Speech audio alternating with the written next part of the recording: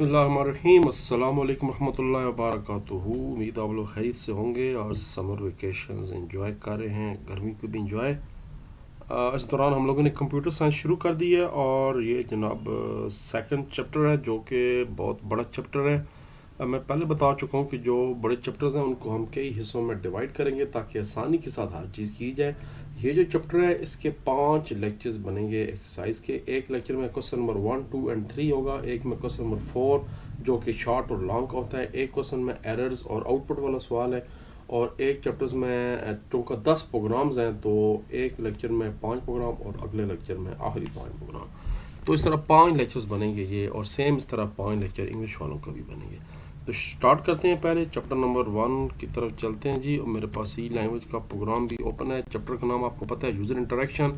इंतहाई शानदार चैप्टर, इसमें इनपुट आउटपुट जो है कमांड वो पढ़ाई जा रही हैं, प्रिंट एफ पढ़ाया जा रहा है और स्कैन एफ पढ़ाया जा रहा है, गेट सी एच पढ़ाया जा रहा है, स्टेटमेंट टर्मिनेटर क्या होता है, एस्केप सीक्वेंस क्या होती है, फॉर्मेट स्पेसिफायर क्या होते हैं। उसके बाद 2 मशहूर सवाल हैं रिलेशनल ऑपरेटर्स पर और लॉजिकल ऑपरेटर्स पर, और कुछ शॉर्ट क्वेश्चन है अरिथमेटिक ऑपरेटर क्या होता है, मॉडुलस ऑपरेटर क्या होता है। ये सारे शॉर्ट क्वेश्चन हैं। पहले एक्सरसाइज की तरफ चलते हैं और एमसीक्यूज पहले करते हैं। प्रिंट एफ कमांड किस किस्म का डाटा इस्तेमाल करती है? इंटीजर भी कर सकती है, फ्लोट भी कर सकती है, कैरेक्टर टाइप भी कर सकती है। तो फिर पहले तीनों। स्कैन एफ जो है वो एक प्रोग्रामिंग लैंग्वेज में बेसिकली एक फंक्शन है जो कि लाइब्रेरी फाइल stdio.h के अंदर पड़ा होता है, तभी हम इस फाइल को शुरू में इंक्लूड करते हैं। ये एक फंक्शन है जो कुछ करके आपको काम दे रहा है। गेट सी एच जो है ये भी एक फंक्शन है जो कि कैरेक्टर लेने के लिए इस्तेमाल होता है, मगर हमने इसका एक और तरीका जो है ना वो इस्तेमाल किए हुए प्रोग्राम्स के अंदर। हम प्रोग्राम आउटपुट को देखने के लिए, प्रोग्राम को रोकने के लिए भी गेट सी एच प्रोग्राम के आखिर में लिखते हैं। जब ये प्रोग्राम चलेगा तो वेरिएबल ए की वैल्यू क्या होगी? पहले ए की इनिशियल वैल्यू 4 है और बी जो वेरिएबल है इसकी डाटा टाइप फ्लोट है, इसके अंदर वैल्यू 2.2 पड़ी हुई है। दोनों को मल्टीप्लाई करके वैल्यू ए में रखनी है। तो 4 मल्टीप्लाई बाय 2.2 ये 8.8 आता है। लेकिन समझने वाली बात यह है कि जो ए है उसकी डाटा टाइप इंटीजर है। इंटीजर इशारिया स्टोर नहीं करेगा बल्कि वो सिर्फ 8 स्टोर करेगा। तो हमारा जवाब है 8, ऑप्शन नंबर बी। अगर ये भी फ्लोट टाइप होती तो फिर जवाब 8.8 आता। ये बात ज़हन में रखें। हो सकता है एग्जामिनर थोड़ा सा चेंज करके दे दे, ये ज़हन में रखें। इनमें से कौन सी कोड की लाइन सही है? बिल्कुल ये जनाब लाइन सही है, क्योंकि जब डाटा आप देते हैं कैरेक्टर में तो सिर्फ एक कैरेक्टर देना होता है और दोनों तरफ सिंगल कोट देने होते हैं। ऑपरेटर प्रेसिडेंस का टॉपिक पड़ा हुआ है। ये जो 4 दी गए इनमें सबसे जो बड़ी प्रेसिडेंस है वो लॉजिकल नॉट ऑपरेटर की होती है, नॉन। ये इनमें से कौन सा ऑप्शन ऑपरेटर किस्म नहीं है? अरिथमेटिक ऑपरेटर्स बिल्कुल हमारे सिलेबस में शामिल हैं, रिलेशनल भी शामिल हैं और लॉजिकल भी शामिल हैं। चेक ऑपरेटर नाम की कोई शय कंप्यूटर के अंदर नहीं होती। ऑपरेटर जो मॉडुलस है ये किस लिए इस्तेमाल होता है? ये रिमाइंडर करने के लिए इस्तेमाल होता है। जो स्लैश है वो डिवीजन के लिए होती है, और जो इसको मॉडुलस ऑपरेटर कहते हैं, जो परसेंटेज का साइन यूज़ करते हैं, ये असल में रिमाइंडर डिवीजन के अंदर निकालने के लिए इस्तेमाल होता है। जैसे आप 10 को 3 पे डिवाइड करें तो 3 3 9, पीछे 1 बच जाएगा। तो ये जो 1 है ये स्टोर हो जाएगा किसी भी वेरिएबल में इस फंक्शन के जरिए। कौन सा कैरेक्टर सी लैंग्वेज में दुरुस्त है? हेयर दुरुस्त नहीं है क्योंकि एक कैरेक्टर सिर्फ स्टोर हो सकता है। ये भी दुरुस्त नहीं क्योंकि डबल कोट्स हैं। ये दुरुस्त है कि एक कैरेक्टर है और सिंगल कोट्स के साथ है, ये दुरुस्त है। सी लैंग्वेज के बारे में कौन सी बात दुरुस्त है? सी एक केस सेंसिटिव लैंग्वेज नहीं है, बिल्कुल गलत है। वो लैंग्वेज है। कीवर्ड्स को वेरिएबल के तौर पर इस्तेमाल किया जा सकता है, बिल्कुल नहीं किया जा सकता। तमाम logical operators binary yes they have given answer in the form of 0 and 1। तो फिर तीनों बातें जो हैं वो इनमें से कोई भी दुरुस्त नहीं है।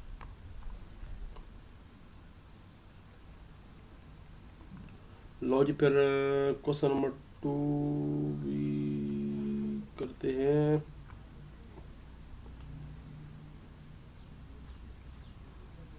गलत और दुरुस्त का इंतखाब करें।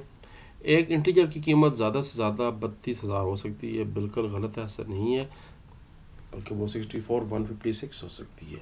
फॉर्मेट स्पेसिफायर के शुरू में परसेंटेज का साइन आता है, ये वाहिद बात दुरुस्त है। तकसीम के ऑपरेटर की तरजीह ज़रब के ऑपरेटर ज़्यादा है, बिल्कुल नहीं है, बल्कि बेडमास रूल के मुताबिक डिवीजन और मल्टीप्लिकेशन दोनों सेम प्रायोरिटी हैं, जो लेफ़्ट से पहले आ जाए। गेट सी एच सारफ से हर किस्म का डाटा इनपुट लेता गलत है, सिर्फ कैरेक्टर डाटा इनपुट लेता है। गेट सी एच का मतलब ये है gate character. Scanf output के लिए इस्तेमाल होता है, गलत है। स्कैन एफ इनपुट के लिए इस्तेमाल होता है, बल्कि प्रिंट एफ आउटपुट के लिए इस्तेमाल होता है। मुंतज़िर झैल की तारीफ करें। शॉर्ट क्वेश्चंस आगे पहला है, ये भी शॉर्ट हैं और ये जो नीचे हैं इनमें भी शॉर्ट हैं और लॉन्ग मिक्स हैं, मगर ऊपर वाले सिर्फ डेफिनेशन है, ये शॉर्ट हैं। स्टेटमेंट टर्मिनेटर क्या होता है? पेज नंबर 29 पे सबसे पहले चलते हैं। सेमी कॉलन आपने नाम सुना होगा, जो हम किसी स्टेटमेंट के आखिर में लगाते हैं। स्टेटमेंट टर्मिनेटर कंपाइलर को बताता है कि भाई साहब लाइन ख़त्म हो गई है, अब जो इसके बाद लिखा जा रहा है वो अगली लाइन तुमने समझनी है, इसके लिए सेमी कॉलन का वर्ड यूज़ किया जाता है। अगर हम स्टेटमेंट के आखिर में सेमी कॉलन ना लगाएं तो ये सिंटैक्स एरर आ जाता है, ज़हन में रखें। नीचे एग्जांपल दे दें, प्रिंट एफ हेलो वर्ल्ड और सेमी कॉलन, बस एग्जांपल लाजमी दें ताकि 2 नंबर कंफर्म हो जाए। फॉर्मेट स्पेसिफायर क्या होता है? पेज नंबर 43 पे मैं क्वेश्चन नंबर 3 करा रहा हूँ, ये जो है पेज 43 पे जाते हैं।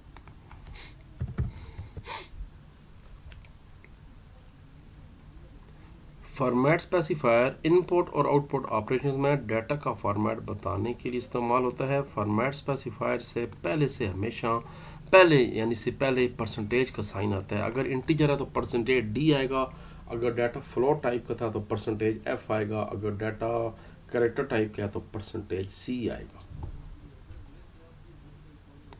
अगला शॉर्ट क्वेश्चन है, स्केप सीक्वेंस से क्या मुराद है? ये जो आप /n और /t यूज़ करते हैं, अभी हम इस प्रोग्राम करने भी जा रहे हैं। पेज नंबर 29 पे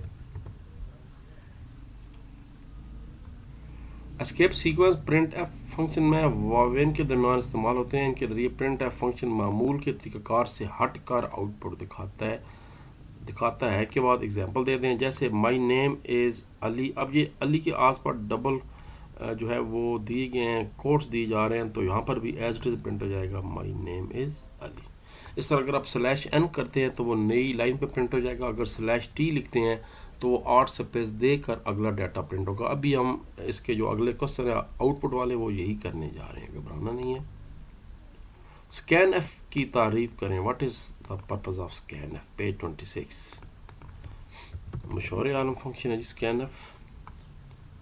स्कैन एफ सी लैंग्वेज में एक बिल्ट इन फंक्शन है, यानी बनाया है, हमने नहीं बनाया बल्कि पहले से सी वाले ने बना के हमें दे दिया। ये जनाब डाटा इनपुट लेता है यूज़र से, हम लोगों से, और हम किसी किस्म का डाटा भी स्कैन एफ के ज़रिए किसी भी वेरिएबल को दे सकते हैं। अगर डाटा टाइप इनपुट हो तो स्कैन एफ में लिखा गया फॉर्मेट परसेंटेज डी होगा या आई होगा। मैंने बताया था अगर इस तरह, अगर सेम यानी प्रिंट एफ की तरह, अगर डाटा टाइप कैरेक्टर हो तो परसेंटेज सी होगा, अगर डाटा टाइप जो है वो फ्लोट हो तो यहाँ पर भी परसेंटेज एफ लगाया जाए। आखिरी इसकी डेफिनेशन है मॉड्यूलस ऑपरेटर। ये बहुत अहम चीज़ है सर जी, बहुत अहम चीज़ प्रोग्रामिंग के अंदर। ये डिवीजन होती है, मगर ये डिवीजन का रिमाइंडर बताती है, डिवाइजन बताती है। मैं बता चुका हूँ, जैसे अगर 14 को 3 पे डिवाइड करें तो ये तकरीबन 3 चौके 12 पीछे रह जाएगा 2। ये जवाब 4 इशारी कुछ नहीं देगा, बल्कि जो रिमाइंडर बच गया 2 ये वो बताएगा। मॉड्यूलस ऑपरेटर बाएं ऑपरेंड को दाएं ऑपरेंड पर तकसीम करता है और तकसीम के बाद बचने वाली बाकी रकम लौटा देता है। मॉड्यूलस ऑपरेटर डाटा टाइप्स पर काम करता है, जैसे इंटीजर रिमेनिंग 14% 3 यानी मॉड्यूलस 3। देखिए डिवाइड नहीं, अगर डिवाइड आएगा तो ये जवाब 4 आएगा। फ्लोट रिमेनिंग होता तो ये डिवाइड होता तो जवाब आता 4.6 आ जाता। लेकिन ये इंटीजर डाटा टाइप है और यहाँ मॉड्यूलस है, तो डिवाइड करेंगे 14 को 3 बार, 3 चौके 12, 14 - 12 पीछे रह गया 2। तो अगर हम 14 को 3 पर तकसीम करें तो बाकी 2 बचेगा, इसलिए वेरिएबल रिमेनिंग की जो कीमत है वो 2 होगी। ये फ़ायदा है शानदार मॉड्यूलस ऑपरेटर का। लॉजिक तो जनाब पहला सा मुकम्मल हो गया और चलते हैं वापस, इसको ख़त्म करते हैं, उसके बाद जो इसका अगला सा है वो शुरू करते हैं। तो अपना ख्याल रखिए। पाकिस्तान जिंदाबाद। Proud to be Muslim. Proud जो है या पाकिस्तानी